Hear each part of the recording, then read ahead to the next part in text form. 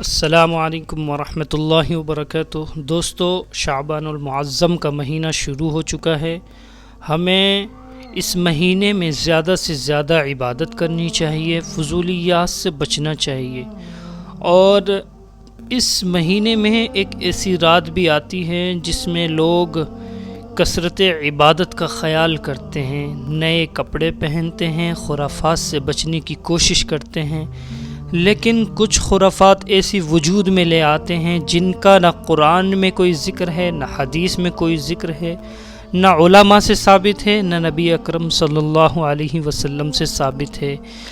وہ خرافات کیا ہے میں آپ کو بتاؤں گا۔ وہ خرافات ہے شب برأت پر حلوے کی۔ شب برأت الحمدللہ فضیلت کی رات ہے، اور اس رات میں جتنی عبادت کی توفیق ہو اتنی عبادت کرنی چاہیے۔ باقی جو اور فضولیات اس رات میں حلوہ وغیرہ پکانے کی شروع کر لی گئی ہیں ان کو بیان کرنے کی ضرورت نہیں، اس لیے کہ شب برات کا حلوے سے کوئی تعلق نہیں۔ اصل بات یہ ہے کہ شیطان ہر جگہ اپنا حصہ لگا لیتا ہے۔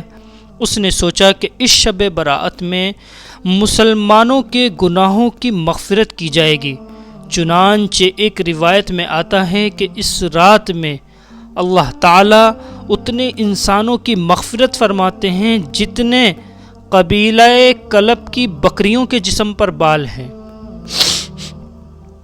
شیطان نے سوچا کہ اگر اتنے سارے لوگوں کی مغفرت ہو گئی تو پھر میں تو لٹ گیا، اس لیے اس نے اپنا حصہ لگا لیا۔ چنانچہ اس نے لوگوں کو یہ سکھا دیا کہ شب برات آئے تو حلوہ پکایا کرو۔ ویسے تو سارے سال کے کسی بھی دن حلوہ پکانا جائز اور حلال ہے، جس شخص کا جب دل چاہے حلوہ پکا کر کھا لے، لیکن شب برات سے اس کا کوئی تعلق نہ قرآن میں اس کا کوئی ثبوت ہے، نہ حدیث میں اس کے بارے میں کوئی روایت ہے، نہ صحابہ کرام رضوان اللہ تعالی علیہم اجمعین کے آثار میں، نہ تابعین کے عمل میں، اور بزرگان دین کے عمل میں بھی کہیں اس کا کوئی تذکرہ نہیں۔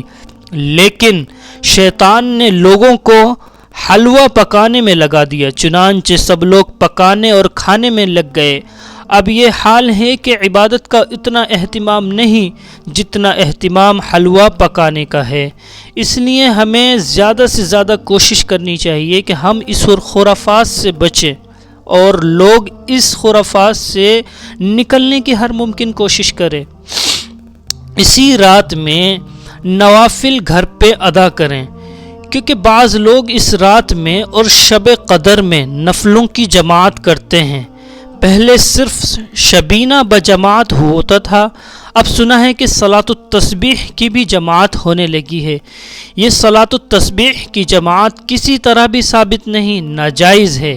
اس کے بارے میں ایک اصول سن لیجئے جو نبی کریم صلی اللہ علیہ وسلم نے بیان فرمایا ہے کہ فرض نماز کے علاوہ اور ان نمازوں کے علاوہ جو حضور اکرم صلی اللہ علیہ وسلم سے بجماعت ادا کرنا ثابت ہیں، مثلا تراویح، صلاۃ کسوف اور استسقاء کی نماز، ان کے علاوہ ہر نماز کے بارے میں افضل یہ ہے کہ انسان اپنے گھر میں ادا کرے۔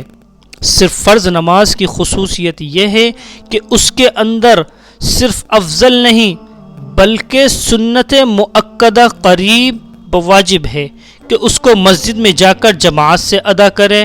لیکن جب فقہا نے یہ دیکھا کہ لوگ گھر جا کر بعض اوقات سنتوں کو ترک کر دیتے ہیں، اس لیے انہوں نے یہ بھی فرما دیا کہ اگر سنتیں چھوٹنے کا خوف ہو تو مسجد ہی میں پڑھ لیا کریں تاکہ چھوٹ نہ جائیں، ورنہ اصل قاعدہ یہی ہے کہ گھر میں جا کر ادا کریں۔ اور نفل کے بارے میں تمام فقہا کا اس بات پر اجماع ہے کہ نفل نماز میں افضل یہ ہے کہ اپنے گھر میں ادا کرے۔ اور نفلوں کی جماعت حنفیہ کے نزدیک مکروہ تحریمی اور ناجائز ہے، یعنی اگر جماعت سے نفل پڑھ لے تو ثواب تو کیا الٹا اس کو گناہ ملے گا۔ اس لیے ہمیں اس عمل سے بھی بچنا چاہیے، اور کوشش کرنی چاہیے کہ ہم نفل نماز کا گھر پر اہتمام کریں اور سنتیں اور فرض نماز کا جو ہے وہ مسجد میں اہتمام کریں۔ اسی رات میں 15 شعبان کے روزے کا بھی ایک مسئلہ آتا ہے۔